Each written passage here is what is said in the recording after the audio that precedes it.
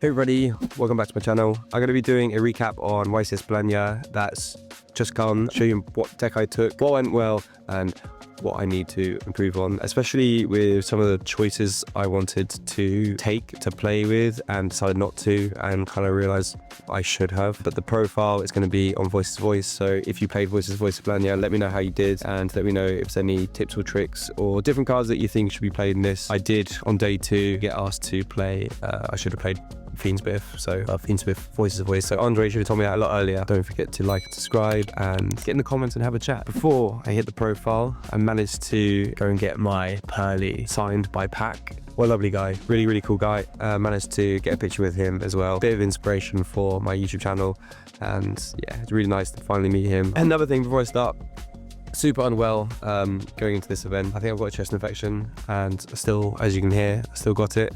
So performance definitely dipped. There was a couple of misplays on my behalf in some of the matchups, but I think I did as well as I should have done based on how much training and practice I put in, so I'm not disappointed at all. If I practiced more, probably would have got a little better with the results. The majority of Bologna was literally meeting people, buying cards and having loads of fun with the people I went with. So I enjoyed the deck that I played. Unfortunately, it's not very resilient to a lot of the hand traps that's going around. Definitely in a tier 2 bracket. There are changes I want to make, but we'll go through those in a minute. I would like to play Voices Voice going forward.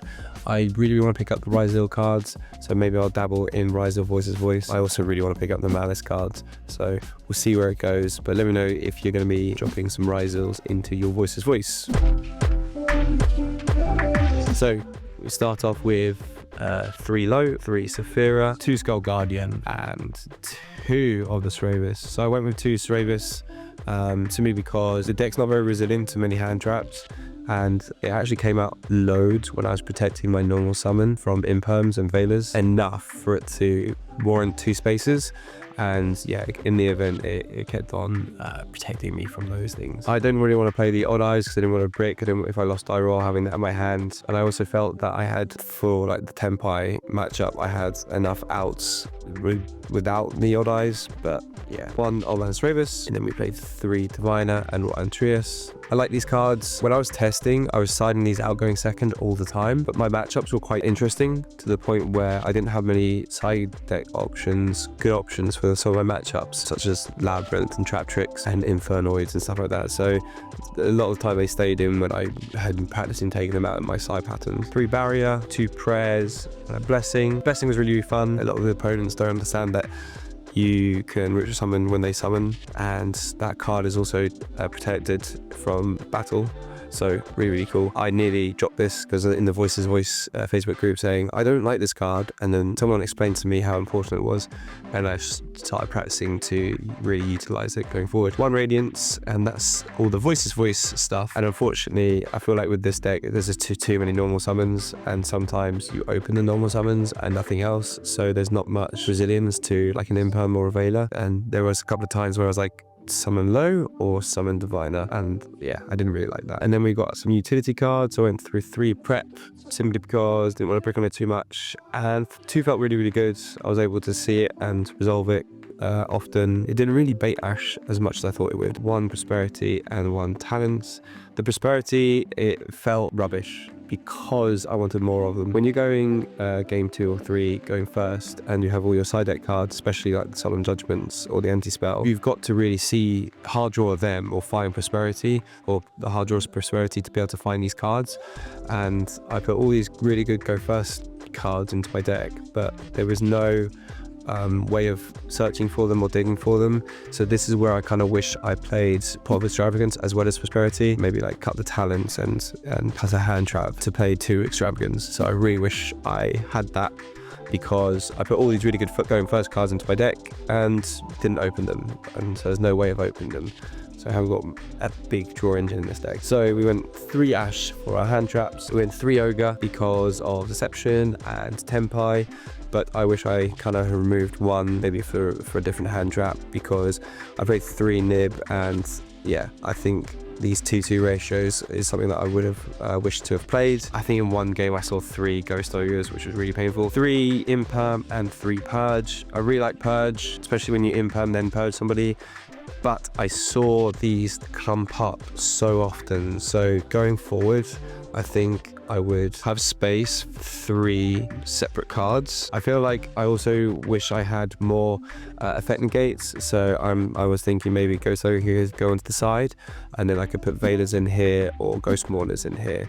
And for this space here, you could probably make an argument for putting the Extravagance in, or something that's more board breaky, such as Forbidden Droplet. One other thing before we go into extra deck, side deck, or whatever it is, I was messing around with Nadir Servant, and I really enjoyed it, but I was practicing at locals level and it was doing really well, and so I kind of like fumbled the bag there where I should have probably played it. However, there I was recognizing that the Dear Servant and Purge was quite conflicting, and sometimes when I would semi-break a board and nearly finish breaking the board and I really wanted to go and finish like on a Little Knight or a Dynamondo, I couldn't do that under the Nadir. So in hindsight, I kind of wish I played the Nadir package, because that's what I was practicing quite a bit, but I ended up dropping them all out for hand traps. Extravagance, I think, was a big miss.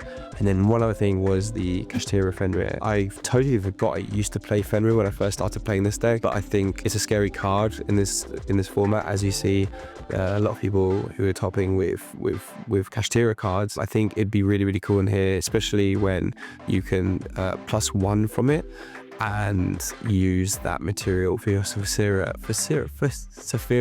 rituals. So yeah, main deck really, really solid. A bit too much non-engine where they don't really relate very well with the engines, so that's where I'd like the Nadir Servant. However, I think Voice is in a good position at the moment, cut into the meta and then going into the new meta. Really, really fun deck to play, quite mid-range. I've definitely come to the realization that I'm a mid-range player, so I'm very comfortable. So we had Elder Send from Diviner, which came up a couple times, and then Gruer Send from Ultimate Slayer, which won me a game. This card won me a game. I was able to go Ultimate Slayer against somebody who had a fusion monster. I think it was like a Chimera or something. Obviously shuffled that back, and then Gruer drew me into, because I had a brick hand, drew me into Barrier, and so I won. So thank you, Gruer. And then we got another Divine Ascend, and then we got a Chaos Angel, which I never summoned. We got another Ultimate Slayer Air Ascend, didn't activate it once. Typhoon came up, so a bit of a staple for this kind of deck, especially if you don't use the extra.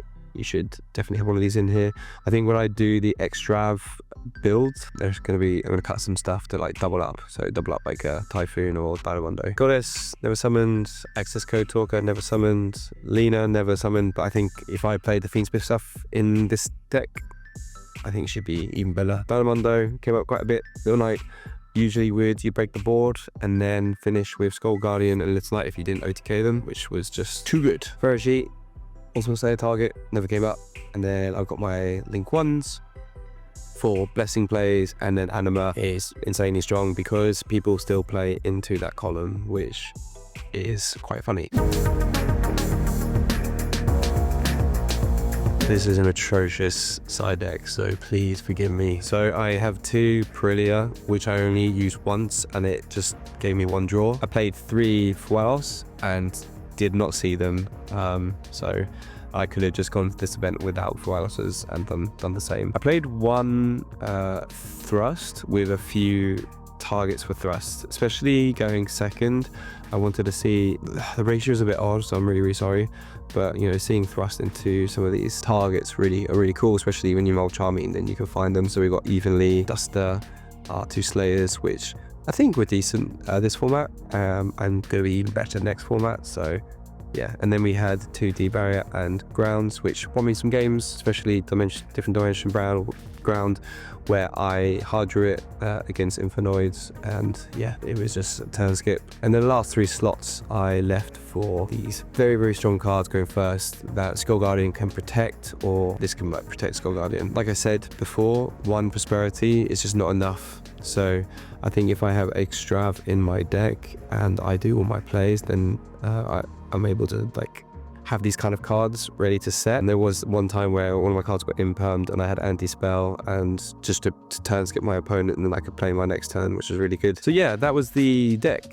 A few changes I'd want to make going forward. I regret not having they did 7. I regret not having more pots. However, I really enjoy the deck. It's a nice and calm pace to the game. It's just not got much resilience compared to some of those top meta decks that can play through a few hand traps. However, I will keep going with it. I think I do want to dabble in the crossover breaker cards, be it Malice or Rizal, so stay tuned for that. Big shout out to one of my friends, Jamie, who hooked me up with a lot of the shiny cardboard that I've got here, and big shout out to the boys, especially the Korean boys, who I basically spent my whole weekend with. It was really fun in Bologna.